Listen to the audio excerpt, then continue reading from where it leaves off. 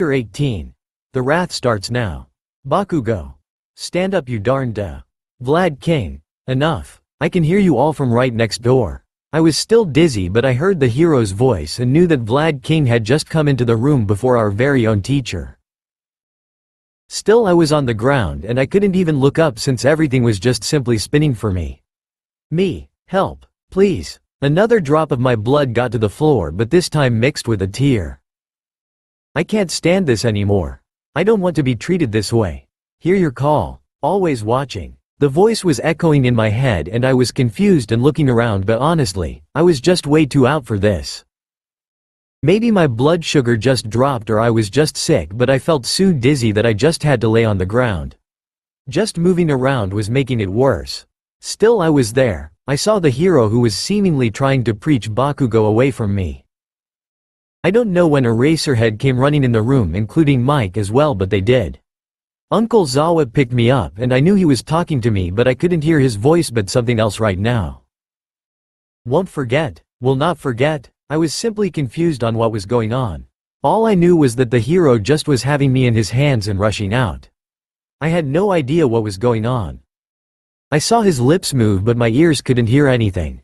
Never heard again. Loved. Protected. Third Pav. It was in that moment that Vlad King came into the room that he had seen what happened to Izuku.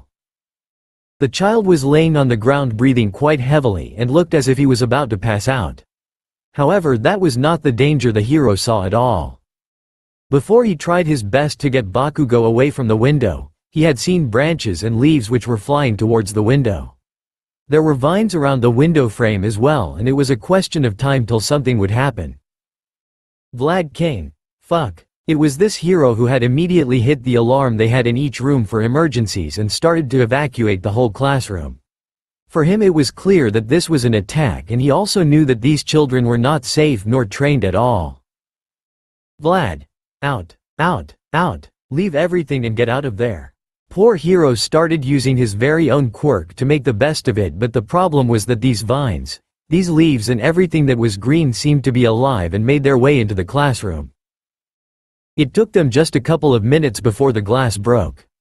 Bakugo. The fuck? Vlad. Get out of here, you damn Pomeranian.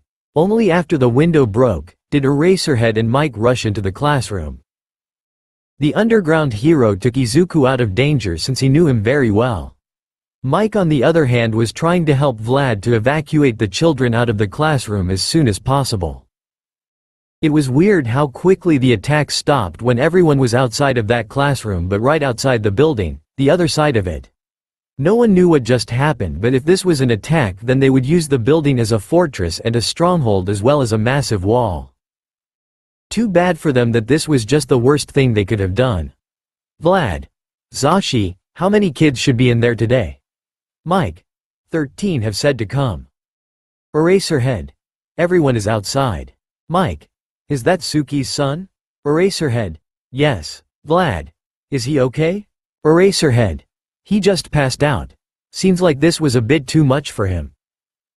Mike. Understandable. I'll call RG to come out to treat him. Eraserhead.